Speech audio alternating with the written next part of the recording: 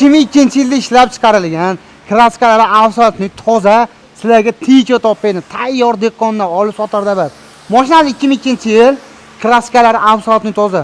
Mashina jichash bir qarshi petni bor ekan, to'rtta yaxshi baloni bor ekan. Balonlarni ko'rsatib o'tib keting. Holati yaxshi holatda, yurmaganiga e'tibor bermaysizlar. Dehqon odam bilasa yurmay olib chiqaveradi.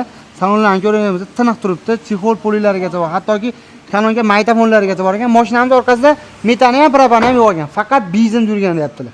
Mashina holatini ko'rasiz. Aka yuvilganda bu mashina borib, lovullab, sovunlab boradi. Balonlarni aytib o'tdim, petnoga keladigan bo'lsa, mana mashinada petno bor ekan, mana. Bu ham rektubga bo'lgan. Qolgan joyi toza. Hozirlarga motorni ham ochib ko'rsataman. Videoga like bosib, tijo ishqibozlarga tashlab qo'yinglar. Omad degan so'zni ham yozib qo'ysiz, esdan chiqmasin. Negativlar yozmanglar unaqa qilib. Mana motorlarga keladigan bo'lsa, motorda umuman ishi yo'q deyaptilar. Mana shu antifriz oqib ketibdi, qolgan joylari tiniq. Cho'tka qilib mo'ka qilsalar mashina lovullab turibdi.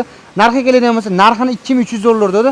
Siz obunatsiz kelsangiz chapda tushib beraman deb pastda telefon nomer qoldiraman. Kerakli ma'lumotlar uchun aloqa chiqarsa, xuddi shunaqa tiniq tijo olaman degan do'stlarga tashlab qo'yinglar. Narxi arzonmi? Kommentariyaga fikrlarini qoldirib ketinglar. Obuna bo'lsangiz, sog' bo'linglar.